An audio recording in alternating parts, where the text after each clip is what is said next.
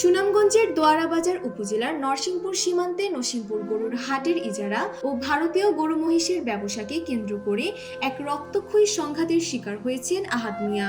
নিহতের পরিবার জানায় এই হত্যাকাণ্ড নিছক কোনো সাধারণ ঘটনা নয়, বরং সীমান্তের শক্তিশালী বর্ডার সিন্ডিকেটের সুপরিকল্পিত পরিকল্পনা। এর নেপথ্যে রয়েছে কোটি টাকার লেনদেন ও আধিপত্য বিস্তারের লড়াই। আব্দুল আহাদ সে আমার সে লোক।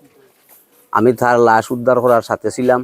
লাশ উদ্ধার করিয়া যাওয়ার সময় পুলিশে আমি বারবার বলছি যে কিছু আলামত মিলছে লাশের, এই আলামতগুলা তুমি নিয়ে যাও, কিন্তু কোনো অবস্থাতেও সে এই পর্যন্ত জানাজার পরে এখন পর্যন্ত এই আলামতগুলা পুলিশে আমার কাছ থেকে নেয় না।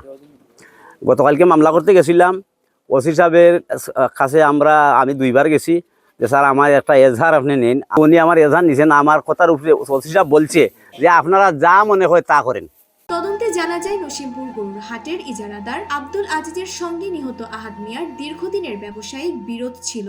একসময় অংশীদার থাকলেও চলতি বছর আজিজ তার খালাতো ভাই আব্দুল মতিনের নামে হাটের ইজারা নেয় একে অপরের সঙ্গে বিরোধ বেড়ে যায়। বিশেষ করে ভারতীয় গবাদি পশুর রসিদ সংগ্রহ এবং সীমান্ত এলাকা দিয়ে মালামাল পারাপার নিয়ন্ত্রণ নিয়ে দুই পক্ষের মধ্যে বিতর্কের সৃষ্টি হয়।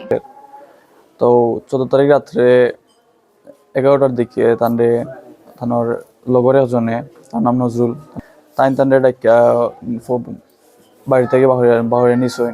পরের দিন আমরা খবর পাইছি যে আব্বুর মৃতদেহ ইন্ডিয়ার খাটাতারের ভিতরে ফালাই। যে যারা আব্বুর এই হত্যাকাণ্ডের সাথে জড়িত আছে তার উপযুক্ত আমরা বিচার চাই।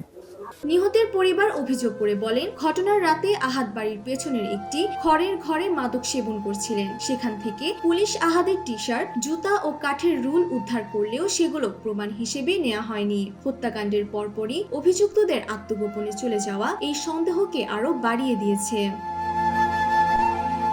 আরো জানা যায়, পিয়ারুল নামে এক ব্যবসায়ী, লতিফ ও তৈমুস নামের 2 ব্যক্তিকে আজিজের মাধ্যমে এলাকায় এক ভাড়া বাসায় রেখেছিলেন। তাদের হত্যাকাণ্ডের পর তাদের দ্রুত সরিয়ে নেওয়া হয়। যদিও পিয়ারুল দাবি করেছেন পাওনা টাকা ও ব্যবসা বন্ধ হওয়ায় তাদের সরিয়ে নেওয়া হয়। বর্ডার সিন্ডিকেটের বিশাল অঙ্কের আর্থিক লেনদেন ও কর্তৃত্ব রক্ষায় আহাদকে পদ থেকে সরিয়ে দেওয়া হয়েছে বলে মনে করেন সীমান্তবর্তী সাধারণ মানুষেরা। বর্তমানে বিষয়টি পুলিশের তদন্তে রয়েছে।